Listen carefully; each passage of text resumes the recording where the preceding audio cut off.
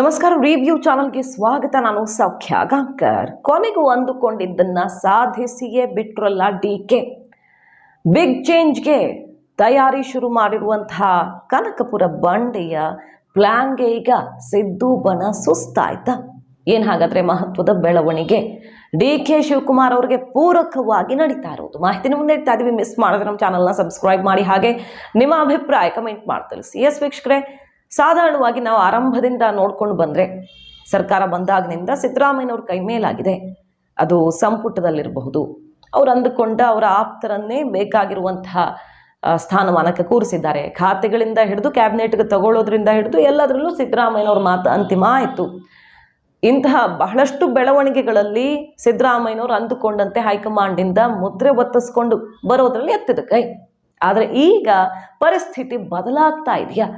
D K Shivakumar ಅವರು ಕೊನೆಗೂ ಪಟ್ಟು ಬಿಡದೆ ಸಿದ್ದರಾಮಯ್ಯನವ್ರಿಗೆ ಮಾಸ್ಟರ್ ಸ್ಟ್ರೋಕ್ ಕೊಟ್ಟೇ ಬಿಟ್ರ. ಮೊದಲ ಹಂತದಲ್ಲಿ ಶಾಸಕರಿಗೆ ಮಾತ್ರ ಅವಕಾಶ ಕೊಡಬೇಕು, ಆಮೇಲೆ ಕಾರ್ಯಕರ್ತರಿಗೆ ಕೊಡೋಣ. ಯಾಕಂದರೆ ಇದು ಎಲೆಕ್ಷನ್ ಟೈಮ್ ಆಗಿರೋದ್ರಿಂದ ಶಾಸಕರಿಗೆ ಸ್ಥಾನಮಾನ ಸಿಗದೆ ಹೋದರೆ ಸಿಟ್ಟಿಗೇಳಬಹುದು, ಬಂಡಾಯ ಮತ್ತೊಂದು ಅಂತ ನಮಗೆ ಇದು ಸವಾಲಾಗತ್ತೆ. ಮತ್ತು ಸರ್ಕಾರ ಇದ್ದಾಗ, ಅಧಿಕಾರ ಇದ್ದಾಗ ಶಾಸಕರಿಗೆ ಏನಾದರೂ ಒಂದು ಅವಕಾಶಗಳು ಸಿಗಬೇಕಲ್ಲ ಅನ್ನೋ ರೀತಿಯಲ್ಲಿ ವಾದ ಮಂಡನೆ ಆಗಿತ್ತು.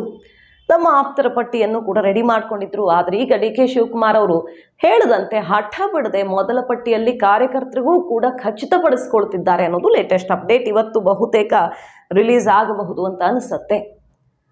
36 ಶಾಸಕರು, 38 ಕಾರ್ಯಕರ್ತರು, ಒಂದೆರಡು ಹೆಚ್ಚು ಕಡಿಮೆ, ಒಟ್ಟಿನಲ್ಲಿ ಕಾರ್ಯಕರ್ತರಿಗೆ ಒಂದು ಪಟ್ಟು ಹೆಚ್ಚು ಸಿಗುವಂತೆ ಕೊನೆಗೂ ಡಿ ಕೆ ಶಿವಕುಮಾರ್ ಅವರ ಕೈ ಮೇಲಾಯ್ತಾ? ಕಾರ್ಯಕರ್ತರಿಗೆ ಅವಕಾಶ ಕೊಡಲೇಬೇಕು ಅಂತ ಪಟ್ಟು ಹಿಡಿದಿದ್ದು ಯಾಕೆ ನೋಡ್ಬೋದು. ನಾವು ಕಳೆದ 23 ಚುನಾವಣೆಯಲ್ಲಿ ಟಿಕೆಟ್ಗೆ ಅಂದರೆ ಅಭ್ಯರ್ಥಿ ಫೈನಲ್ ಮಾಡೋದಕ್ಕೆ ಅರ್ಜಿ ಕರೆದ್ರು, ಹೊಸದೊಂದು ಸಂಪ್ರದಾಯಕ್ಕೆ ನಾಂದಿ ಹಾಡಿದ್ರು. ಸುಮಾರು ಪದಾಧಿಕಾರಿಗಳ ನೇಮಕ ಮತ್ತೊಂದು ಅಂತ ಬಂದಾಗ ಆಯಾ ಜಿಲ್ಲಾವಾರು ಅಭಿಪ್ರಾಯ ಸಂಗ್ರಹ, ಅರ್ಜಿ ಆಹ್ವಾನದಂಥ ಪ್ರಕ್ರಿಯೆಗೆ ಚಾಲನೆ ಕೊಟ್ಟಿದ್ರಿಂದ ಹಿಡಿದು ಈಗ ಕಾರ್ಯಕರ್ತರಿಗೆ ಸರ್ಕಾರ ಬಂದ ತಕ್ಷಣ 1 ವರ್ಷದ ಒಳಗಡೆನೆ ಅವಕಾಶ ಮಾಡಿಕೊಟ್ರೆ ಎಲ್ಲಾರ್ಗೂ ಒಂದು ಸುತ್ತು ಚಾನ್ಸ್ ಸಿಕ್ಕಂಗಾಗತ್ತೆ. ಅಧಿಕಾರ ಸಿಕ್ಕಾಗ ಶಾಸಕರಿಗೆ ಮಾತ್ರ ಅಲ್ಲದೆ ಕಾರ್ಯಕರ್ತರಿಗೂ ಕೂಡ ಬಲ ತುಂಬೋದಕ್ಕೆ ಇದು ಒಳ್ಳೆಯ ಅವಕಾಶ ಅಂತ ತನ್ನ ದಾಳವನ್ನು ಉರುಳಿಸುವ ಮೂಲಕ ಪಕ್ಷದಲ್ಲಿ ತನ್ನ ಬೆನ್ನಿಗೆ ಟೀಮ್ ಇಲ್ಲ ಅನ್ನೋ ಒಂದು ಮಾತಿದೆಯಲ್ಲ. ಬೇರೆ ಎಲ್ಲ ಹೌದಪ್ಪ, ಡಿ ಕೆ ಶಿವಕುಮಾರ್ ಅವ್ರನ್ನ ಯಾರು ಅಲುಗಾಡ್ಸಕ್ಕಾಗಲ್ಲ. ಆದರೆ ಶಾಸಕರ ಸಂಖ್ಯೆ ಅಂತ ಬಂದಾಗ, ಪಕ್ಷದ ಒಳಗಡೆ ಟೀಮ್ ಅಂತ ಬಂದಾಗ ಸಿದ್ದರಾಮಯ್ಯನವ್ರ ಕೈ ಮೇಲಾಗುತ್ತೆ. ಆ ವಿಚಾರದಲ್ಲಿ ಸೆಡ್ ಹೊಡೆಯೋದಕ್ಕೆ ತನ್ನ ಟೀಮನ್ನು ರೆಡಿ ಮಾಡ್ತಿದ್ದಾರೆ. ಒಂದು ಕಡೆ ಶಾಸಕರ ಪಡೆ ಆದರೆ ಮತ್ತೊಂದು ಕಡೆ ಕಾರ್ಯಕರ್ತರು ತನ್ನ ಬೆನ್ನಿಗಿದ್ದಾರೆ. ಪಕ್ಷದ ಶಕ್ತಿ ಮೂಲ ಆಧಾರವೇ ಕಾರ್ಯಕರ್ತರು.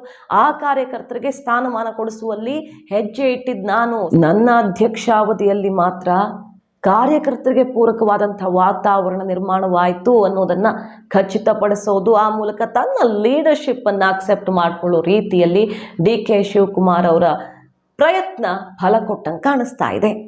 ಒಂದು ಕಡೆ DCM 3 DCM 4 DCM ಕೂಗೆದ್ದಾಗ ಒಂದೇ ಒಂದು ಮಾತು ಡಿ ಕೆ ಶಿವಕುಮಾರ್ ಅವರು ಆಡಿದ್ದು, 3 4 ಎಷ್ಟಾದರೂ ಕೊಟ್ಕೊಳ್ಳಿ, ನಾನು ಈ ಸರ್ಕಾರದ ಭಾಗವಾಗಿಯೇ ಉಳ್ಕೊಳ್ಳಲ್ಲ, ಈ ಸರ್ಕಾರದ ಭಾಗವಾಗಿಯೂ ಇರಲ್ಲ, ನಾನು DCM ಆಗಿಯೂ ಇರಲ್ಲ, ಎಷ್ಟಾದರೂ ಅವಕಾಶಗಳನ್ನು ನೀವು ಕೊಡಬಹುದು ಅಂತ ಒಂದೇ ಒಂದು ಮಾತಾಡುವ ಮೂಲಕ ಸಿದ್ದು ಬಣಕ್ಕೆ ಸೆಡ್ ಹೊಡೆದ್ರು. ಹೈಕಮಾಂಡ್ DCM ಪ್ರಸ್ತಾಪವೇ ಇಲ್ಲ, ಲೋಕಸಭಾ ಚುನಾವಣೆ ಮುಗಿದ ಮೇಲೆ ಆಲೋಚನೆ ಮಾಡೋಣ, ಸದ್ಯಕ್ಕಂತೂ ಆ ಪ್ರಸ್ತಾಪವೇ ಇಲ್ಲ. DCM ಮಾತಾಡೋರು ಬೇಡವೇ ಬೇಡ, ನಮ್ಮ ಹತ್ರ ಬರಲೇಬೇಡಿ ಅಂತ ಕಡ್ಡಿ ತುಂಡು ಮಾಡಿಬಿಟ್ಟಿದೆ. ಎಂತೆಂಥ ಎಚ್ಚರಿಕೆ ಸಂದೇಶಗಳು ಹೋದವು. ಲೋಕಸಭಾ ಚುನಾವಣೆಗೆ ಕಷ್ಟ ಆಗುತ್ತೆ ಅನ್ನೋ ತನಕ ಮೆಸೇಜ್ ಪಾಸ್ ಮಾಡಿದ ಮೇಲೂ ಡಿ ಕೆ ಶಿವಕುಮಾರ್ ಅವರ ಕೈ ಬಿಡಲಿಲ್ಲ ಈ ವಿಚಾರದಲ್ಲಿ ಹೈಕಮಾಂಡ್. ಸೊ ಅಲ್ಲೂ ಅಂದುಕೊಂಡಂತೆ ಮಾಡಿದ್ರು ಸಿದ್ದು ಟೀಮ್ಗೆ ಬ್ರೇಕ್ ಹಾಕಿಸುವಲ್ಲಿ. ಈಗ ಸಚಿವರು ಸ್ಪರ್ಧೆ ಮಾಡಲೇಬೇಕು ಅನ್ನೋ ವಿಚಾರ ಇದೆಯಲ್ಲ, ಸಿದ್ದು ಬಣದ ಸಚಿವರುಗಳಿಗೆ ಬಹುತೇಕರಿಗೆ ವಿರೋಧ ಇದೆ. ಇಲ್ಲಿರುವಂತಹ ಖಾತೆ ಬಿಟ್ಟು, ರಾಜ್ಯ ರಾಜಕಾರಣದಲ್ಲಿರೋ ಹಿಡಿತ ಬಿಟ್ಟು ನಾವಲ್ಲಿ ಹೋಗಿ ಕೂತು ಏನು ಮಾಡೋಣ, ನಾಳೆ ರಾಷ್ಟ್ರ ರಾಜಕಾರಣದಲ್ಲಿ ಏನಾಗತ್ತೋ ಏನೋ ಅನ್ನೋ ಆತಂಕ, ಸುಮಾರು ಕಾರಣಗಳಿಂದಾಗಿ ಇಷ್ಟ ಇಲ್ಲ. ಹೆಂಡತಿ ನಿಲ್ಲಿಸ್ತೀನಿ, ಮಗನ ನಿಲ್ಲಿಸ್ತೀನಿ, ಸಂಬಂಧಿಕರನ್ನ ನಿಲ್ಲಿಸ್ತೀವಿ ಅನ್ನೋರೇ ಇದ್ದಾರೆ, ಬಿಟ್ಟರೆ ತಾವೇ ನಿಲ್ತೀವಿ ನಾವು ರೆಡಿ ಇಲ್ಲ ಅಂಥವ್ರಿಗೆ ಮತ್ತೆ ಎಚ್ಚರಿಕೆ ಸಂದೇಶ ಕೊಟ್ಟಿದ್ದಾರೆ. ನಿಲ್ಲಲ್ಲ ಅನ್ನೋ ನಿರ್ಧಾರ ಇಲ್ಲಾಗಲ್ಲ. ಹೈಕಮಾಂಡ್ ಹೇಳಿದ ಮೇಲೆ, ಪಕ್ಷ ಹೇಳಿದ ಮೇಲೆ ತಲೆ ಬಾಗಲೇಬೇಕು. ಸೊ ಅವಶ್ಯಕತೆ ಬಂದರೆ ನಿಂತೇ ನಿಲ್ತಾರೆ ಅಂತ ಈ ನಿಗಮ ಮಂಡಳಿ ಪಟ್ಟಿ ವಿಚಾರದಲ್ಲಿ ಮಾತಾಡುವಾಗ ಮತ್ತೊಮ್ಮೆ ಅದನ್ನು ನೆನಪಿಸಿದ್ದಾರೆ.